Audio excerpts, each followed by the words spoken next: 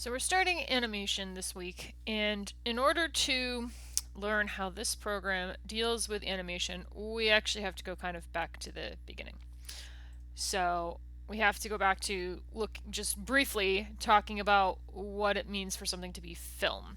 So I've got a bunch of graphics up here, and they all kind of show the same thing: a film reel, which is like a series of squares right in a row, and you can imagine through an old projector this film reel running through it. But here's the thing to understand about film, both when it was captured like as an image and when you projected it. This didn't continuously run through a projector. If it did, it would just look like a blur.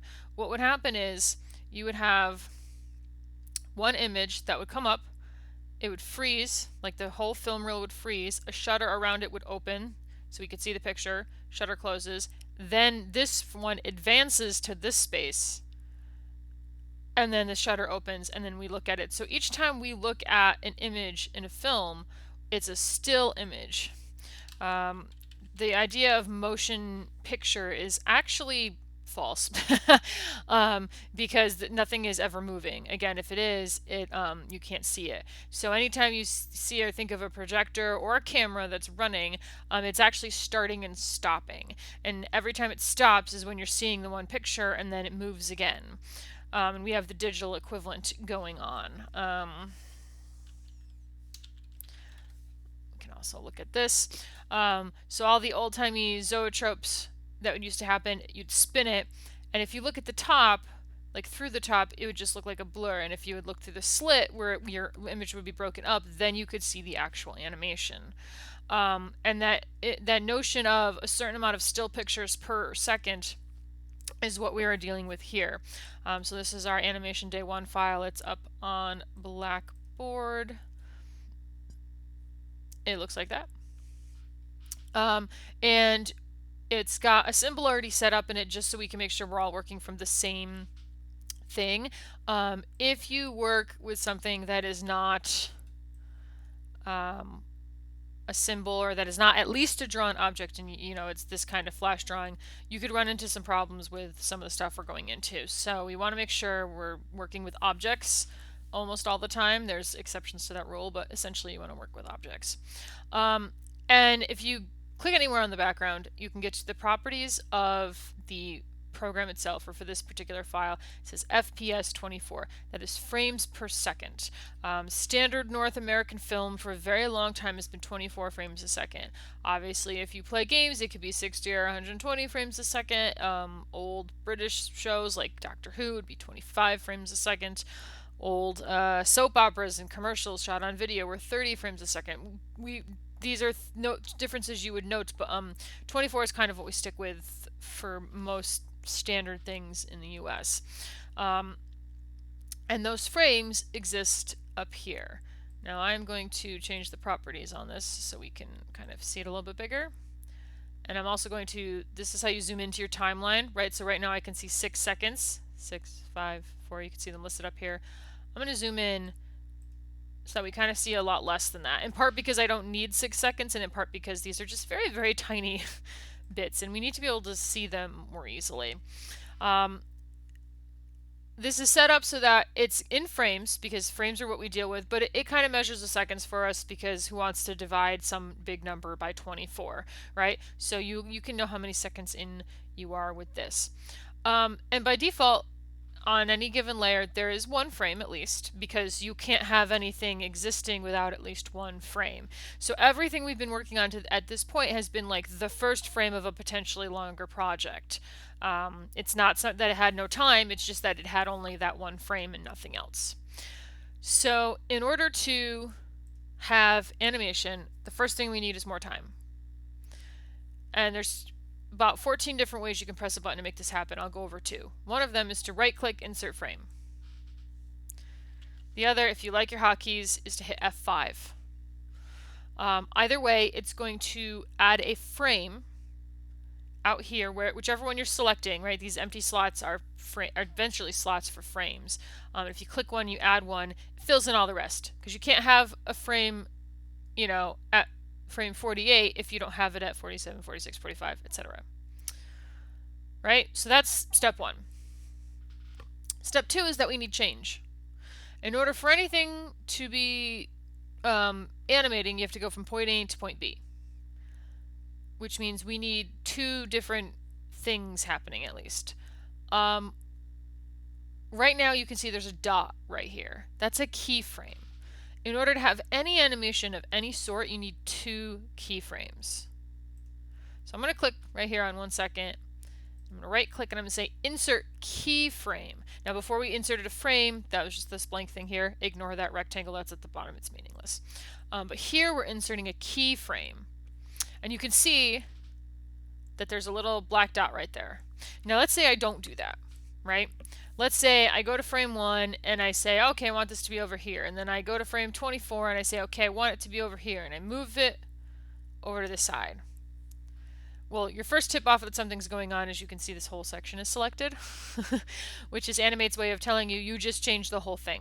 And sure enough, if we go back, if I take my time marker, my red time marker, and I go back to frame 1, it's not over there, right? Only keyframes can hold that kind of information. The rest of these frames are just like padding, right? It's just extra time. It's saying hold this until the next thing comes up, right? So anytime you see this gray space, it's just going to hold on whatever the previous thing was until something new happens. So I go to frame 1, or second one, frame 24, and I right click and I say insert keyframe. And by doing that, right, I can create a new sort of anchor point in time, and I can move this. And now what happens is, if I go back before this keyframe, it's over here. And it stays over here until we get there. So the change happens right where this line is, because what's happening is you have a keyframe at the beginning and then it holds, and then it goes there. All right, so that's one of the important things to take away from this, is that you cannot have animation without change. In order for there to be change, you need two keyframes.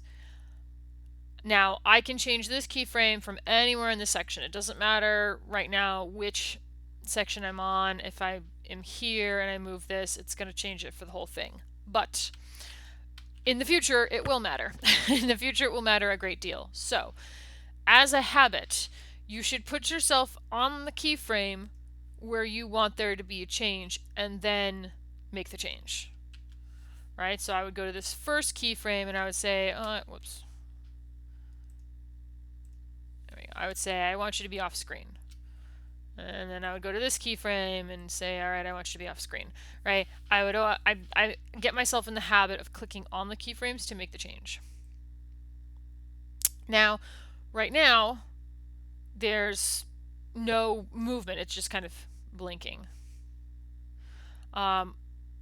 If we were to animate this way, and this is the first assignment we are going to, we would need to put in in-betweens in order to get from point A to point B. In-betweens are if I go here in the middle and I say insert keyframe, and then I go halfway in the middle, and then now I'll have this, ABC. And you can imagine that, it gets a little bit tedious. Welcome to animation. But the more of these I have in here... Oh, haha, see, I just did what I said not to do. I forgot to put in a keyframe.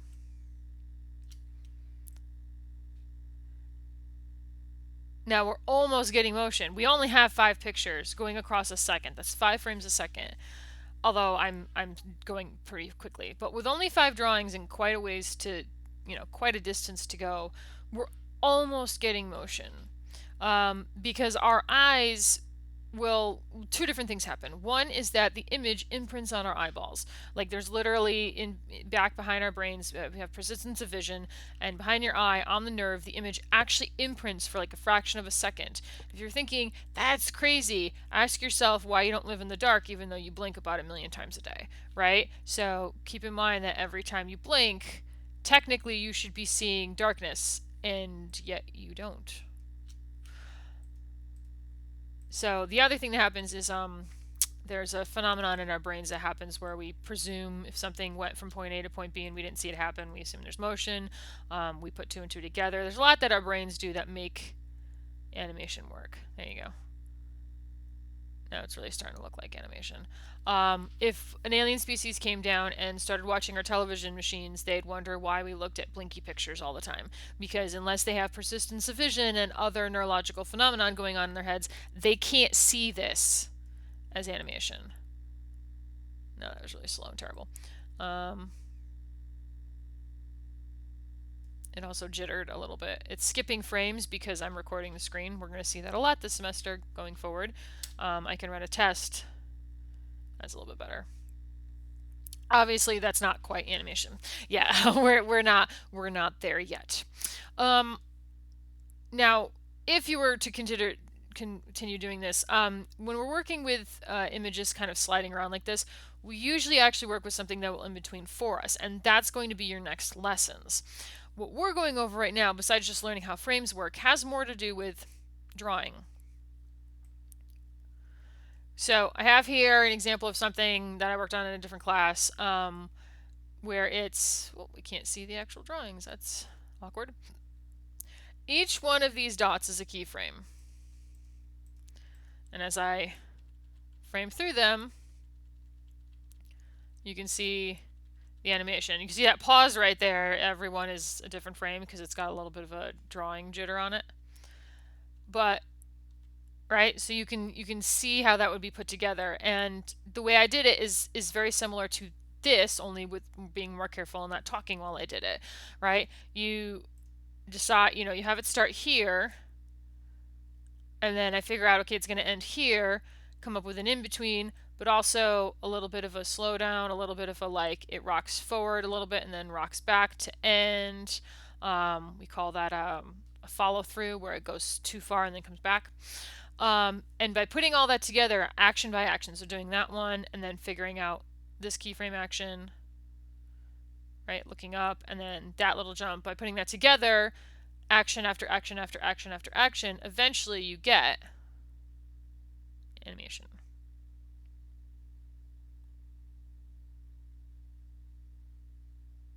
And it ends because I never finished it. So this is how animation can be put together in here. If you are someone who wants to draw animation, this is how you would do it. If we think back to, oh, I wish I had the file. If we think back to The Witch, through the magic of the pause button, I was able to go looking for the file.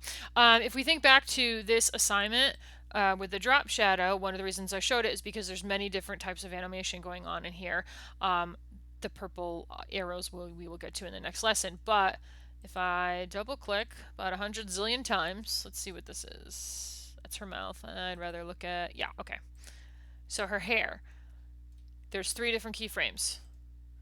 And they drew her hair 3 different ways so that it would kind of flicker. And it would continuously do that as she was flying, and then eventually that does that, the hat does that. Oh, the hat's a better example. The hat's a much better example. How do I get to the hat? Yeah. So they started out with shapes, same as we did with our characters, right? But they just reshaped the hat for each of those frames. And it took 6 frames to get a cycle of motion. So it starts here, 2 in betweens, ends there, and then goes back down. And so if you have your character or anything you're doing where it's just kind of going back and forth like that, where things have to squash and stretch, you may have to do something like that, where it's a frame by frame animation. Nothing we do in this class is going to be 10, 12 seconds of frame by frame animation. We don't have that kind of time. I'm not teaching that kind of drawing. You need tablets. It's a whole thing. But for little stuff, for shimmers and shakes and cape flapping in the wind, that is absolutely what you would do. And so you have to get used to the notion of having lots of different frames next to each other, which can be uncomfortable, but that is how this works. One thing I have not shown you yet is a tool that lets you see where you're going to end up. So I have this frame here, and then it's off screen, and I want to have an in-between, right? But how far do I move it? I haven't been paying attention to where I am in between the frames yet. There's 3 visual cue buttons right down here. They're all different squares in front of each other. And the one on the left is called onion skinning. And if I move this a little bit, we can see green, you can see it right up here. Green is what's going to happen in the future. Blue, you can see the dot right up here, is what has happened in the past. And so I can check my in-betweens to see if they are actually in between the things. And I should have been doing that elsewhere. And you can see that they're not very evenly done, which is what I was going for. Now, most animation does not look at this, is awful. Most animation does not have to be evenly done, but if that's what you're going for, then you should maybe pay attention to it. And this is why it looked so jumpy before, because I had these huge gaps where our eye couldn't make the jump. Right? I said before that there's a lot that goes on with our eyes and our brains that helps make animation possible, but that only goes so far. There's only so much of a jump we can take before hello. It gets a little stuttery at the end. There's only so much we can do at the end. Now, using onion skinning is a great tool. You can expand it to show the whole thing if you'd like. Yeah, no, that's terrible. In fact, I'm going to get rid of this frame altogether. Why? Well, it slows down too much. And I actually wanted to kind of maybe speed up off screen, which is technically what it's doing so far. That's a total accident. I didn't plan that. But this going slowly and then speeding up, which you can tell because they're closer together here and then they speed up. I like that. So I'm going to get rid of this keyframe and I'm going to get rid of some of these frames in here. And the way we do that is you select the frame and you right click and you simply say remove frame. It gets rid of it. It gets rid of that time. If I say remove keyframe, that would have been better. There we go, clear keyframe. Gets rid of that drawing as well, right? So if you want to get rid of the drawing that's there, you have to say remove keyframe. If you want to get rid of the space that's there, like the time that's there, you have to say remove frame. And I'm going to turn the onion skinning off and then watch it again. It's a little bit better. One last thing before we get to the next video, which would be the homework, or the in-class assignment.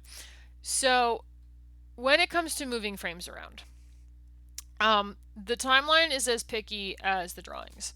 You'll remember, double click on this, that when it came to drawing, the first couple weeks, going way back here, if something was already selected, like I clicked it at some point, and then when I clicked to drag it, it would just move. Didn't matter where I clicked it, if it was already selected, it would just move. But if something was not selected and you clicked and dragged the line, you got this. Or if you clicked and dragged an anchor point, you got this, right? And it depended, like what happened depended mightily on whether something was selected or not. It's the same thing with frames. Let me zoom back out a little bit. If I already have a frame selected and I click to drag it, it's going to move. So now I'm moving it all the way out there. So it's going to be a long time before it gets to this particular area. If, however, a frame is not selected and you click and drag, you end up selecting multiple frames. Both of these things have utility. This is a feature, not a bug. Now, if you're trying to select multiple frames and you're kind of a beginner in this, my advice is to shift click. Like if you're selecting files. So if I go to, there we go. If I bring up my Windows, right? When you're selecting files, you click something and then you hold down shift and you click the other thing and you've selected multiple files. Same thing, but for frames, so it's horizontal. You click here, and then you hold down shift, and then you click there, and now I've selected multiple frames. I can, I don't know, remove them or convert them all to keyframes. There's a lot of things you can do. It's just easier. You might see me in class click and drag like this because I'm just used to it, but you keep in mind that you can hold down shift to select multiple things. But if something's already selected, and you click and drag, it's going to move it, and so now that frame is out of order because it's going back here. That gets all very confusing. And it doesn't matter where your time marker is necessarily, so you can have it, you can click and move stuff accidentally, and no matter where your time marker will follow where you click, right? So you can place your time marker here to look at something over there, but as soon as you click here, that's where you are in time. All right, for those of you who like hotkeys, if you want to remove some frames, instead of right-click remove frames, you can do Shift F5, right? So if F5, where is it here, adds frames, Shift F5 gets rid of them. Likewise, you may see me do this in class, but if you select multiple frames, instead of right-clicking and say convert to keyframe or add keyframe, you can hit F6. So F5 is for regular frames, F6 is for keyframes, and then Shift reverses whatever it is. So if F5 adds frames, Shift F5 gets rid of them. If F6 converts to keyframes, Shift F6 converts to not keyframes. And I lied because there are a couple other things we have to go over. One is that you can't Control-C, Control-V for copy-paste. Nope, nope, nope, nope, nope. What that will do is copy and paste the items on here, which sometimes is the same thing, but quite often is not. So don't be up here with your frames going, oh, I need this to be back over here, so I'm going to Control-C. No. Right-click, copy frame, right-click, paste frame. It is in fact the same for layers. Right-click, copy layer, right-click, paste layer, etc. But do not Control-C, Control-V for any layers or any frames. It won't work. But you can copy and paste frames. You can also select a whole bunch of frames, right-click, and reverse them. And so not only does it move in the opposite direction, but the timing is completely backwards. So that pause is at the beginning where nothing happens, and then it goes backwards, right? So that's the purpose of reversing frames. Undo. There we go. Let's see. Copy frames, reverse frames. You can also delete things, but it's just going to take a little bit of getting used to. It doesn't even matter if we're using the tweens, the things that let things. Nope. Where are you here? There we go. You know, the stuff that lets things slide, like this background. It doesn't matter what kind of animation we're using. We're going to have keyframes. We're going to have regular frames. And we're going to talk in other videos about timing and stuff like that, but it's just a weird little thing to get used to, is this timeline. But a keyframe is the black dots. They are what can hold information about what has changed. The rest of this gray space is just padding for time. All of this follows that one little dot.